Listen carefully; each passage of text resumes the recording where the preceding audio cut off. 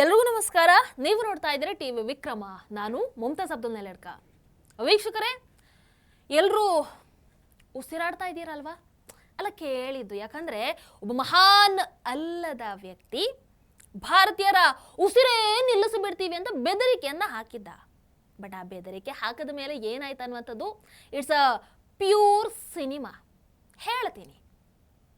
23 April 2025 Pahalgam ದಾಳಿಯ ನಂತರ Bharat Indus water treaty ಆ ಒಪ್ಪಂದವನ್ನು ತಾತ್ಕಾಲಿಕವಾಗಿ ಅಮಾನತುಗೊಳಿಸುತ್ತೆ. ನೆನಪಿದೆ ಅಲ್ವಾ? ಅದಾದ ನಂತರ ಪಾಕಿಸ್ತಾನದ ಪ್ರತಿಕ್ರಿಯೆ ಹೆಂಗಿತ್ತು ಅಂತಂದ್ರೆ, ಲಿಟ್ರಲಿ ಹೇಳ್ತಾರೆ, ನೀವು ನಮ್ಮ ನೀರನ್ನು ನಿಲ್ಲಿಸಿಬಿಟ್ರೆ ನಾವು ನಿಮ್ಮ ಉಸಿರನ್ನೇ ನಿಲ್ಲಿಸಿಬಿಡ್ತೀವಿ. ದೊಡ್ಡ ದೊಡ್ಡ ಬೆದರಿಕೆನ ಹಾಕಿಬಿಡ್ತಾರೆ. ಬಟ್ ಈಗ ಅವರ ಬೆದರಿಕೆ ಆ ಕಡೆ ಇರಲಿ, ಪಾಕಿಸ್ತಾನಕ್ಕೆ ಉಸಿರಾಡೋದಕ್ಕೂ ಕೂಡ ಕಷ್ಟ ಆಗಿಬಿಟ್ಟಿದೆ.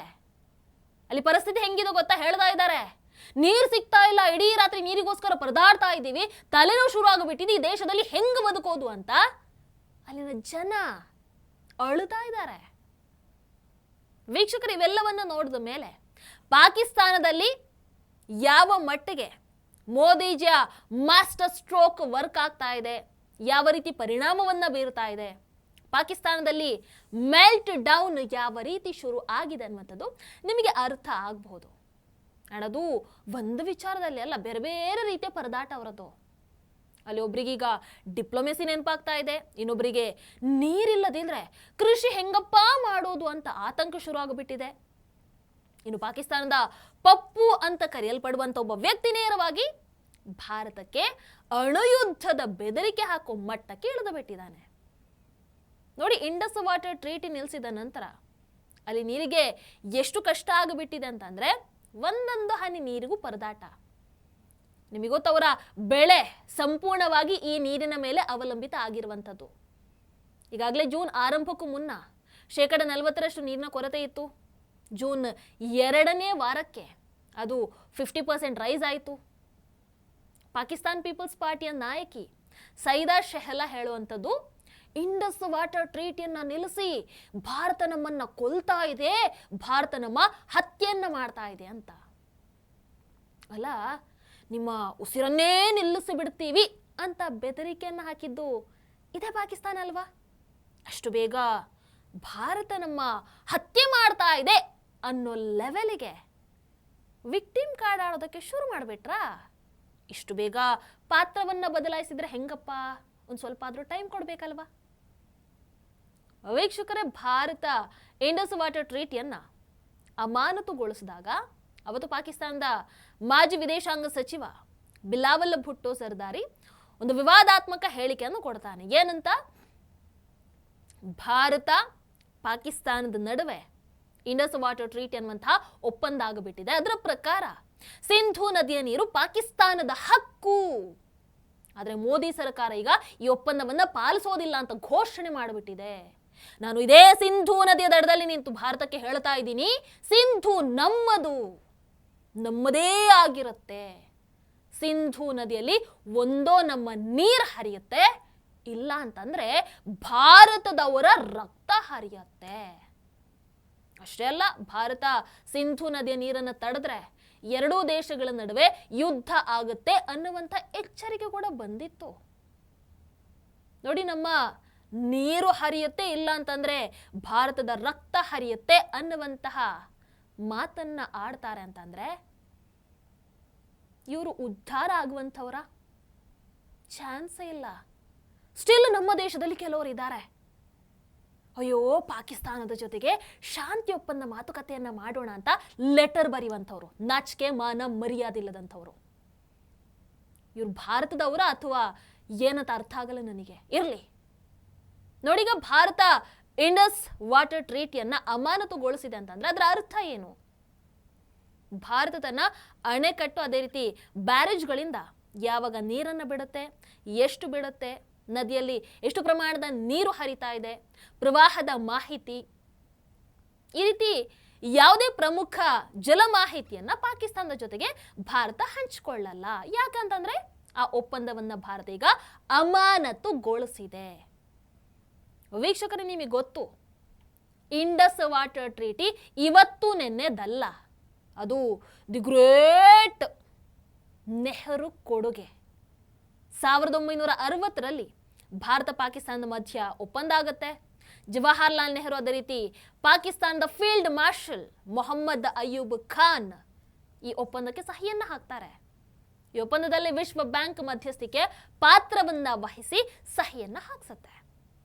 ಈ ಒಪ್ಪಂದದ ಪ್ರಕಾರ ಸಿಂಧೂ, ಜೇಲಂ, ಚಿನಾಬ್ ನದಿಗಳ ಮೇಲಿನ ಹಕ್ಕು ಪಾಕಿಸ್ತಾನಕ್ಕೆ ಹೋದ್ರೆ, ರಾವಿ, ಬಿಯಾಸ್, ಸತ್ಲೇಜ್ ನದಿಗಳ ಮೇಲಿನ ಹಕ್ಕು ಭಾರತಕ್ಕೆ ಸಿಗುತ್ತೆ. ಅಂಡ್ ಈ 6 ನದಿಗಳ ಒಟ್ಟು ನೀರಲ್ಲಿ 80% ಶೇಕಡ 80ರಷ್ಟು ನೀರು ಪಾಕಿಸ್ತಾನಕ್ಕೆ ಹೋದ್ರೆ, ಶೇಕಡ 20ರಷ್ಟು ನೀರು ಮಾತ್ರ ಭಾರತಕ್ಕೆ ಕೊಡ್ತಾರೆ. ಈಗ ಭಾರತ ಸರ್ಕಾರ ಆ ಒಂದು ಇಂಡಸ್ ವಾಟರ್ ಟ್ರೀಟಿಯನ್ನ ನಿಲ್ಲಿಸಿದ ಮೇಲೆ ಚಿನಾಬ್ ಬಿಯಾಸ್ ಲಿಂಕ್ ಸುರಂಗ ನಿರ್ಮಾಣವನ್ನ ಮಾಡ್ತಾ ಇದೆ. ಇನ್ನು ಚಿನಾಬ್ ನದಿಯ ನೀರನ್ನ ಬೇರೆ ನದಿಗೆ ತಿರುಗಿಸುವಂತ ಯೋಜನೆ ಮೇಲೂ ಕೂಡ ಕೆಲಸವನ್ನ ಮಾಡ್ತಾ ಇದೆ. ಅಂದ್ರೆ ಈ ಸರ್ತಿ ನೀರಿಲ್ಲದೆ ಇವರಿಗೊಂದು ಗತಿ ಕಾಣಿಸ್ಬೇಕು ಅಂತಾನೆ ಹೊರಟಾಗಿದೆ ಭಾರತ. ವೀಕ್ಷಕರ, ಆಮೇಲೆ ಮೋದಿಜಿ 2002ರಲ್ಲಿ ಗುಜರಾತ್ ಮುಖ್ಯಮಂತ್ರಿ ಆಗಿದ್ದಂತಹ ಸಂದರ್ಭದಲ್ಲಿ ಇದೇ ಇಂಡಸ್ ವಾಟರ್ ಟ್ರೀಟಿಯ ಬಗ್ಗೆ ಸರ್ಕಾರದ ಗಮನ ಹರಿಸುವಂತ ಪ್ರಯತ್ನವನ್ನ ಮಾಡಿದ್ರು. ಅವತ್ತಿನ ಕೇಂದ್ರ ಸರ್ಕಾರಕ್ಕೆ ಪತ್ರವನ್ನೆಲ್ಲ ಬರೆದಿದ್ರು. ಆ ಪತ್ರದಲ್ಲಿ ಭಾರತ ತನ್ನ ಪಾಲಿನ ನೀರನ್ನ ಪೂರ್ಣ ಪ್ರಮಾಣದಲ್ಲಿ ಬಳಸ್ಕೊಳ್ತಾ ಇಲ್ಲ, ದೊಡ್ಡ ಪ್ರಮಾಣದ ನೀರು ಬಳಕೆ ಆಗದೆ ಪಾಕಿಸ್ತಾನಕ್ಕೆ ಹರಿದು ಹೋಗ್ತಾ ಇದೆ ಅಂತ ಅವರು ಉಲ್ಲೇಖ ಮಾಡ್ತಾರೆ ಆ ಪತ್ರದಲ್ಲಿ. ಅಂದ್ರೆ ಭಾರತದ ನೀರಿನ ಮೇಲೆ ಮೊದಲ ಹಕ್ಕು ಭಾರತದ ಜನರಿಗೆ ಇರಬೇಕನ್ನುವಂಥದ್ದು ಮೋದಿಜಿಯವರ ನಿಲುವು ಅವತ್ತೂ ಆಗಿತ್ತು, ಇವತ್ತಿಗೂ ಅದೇ ನಿಲುವು ಇದೆ.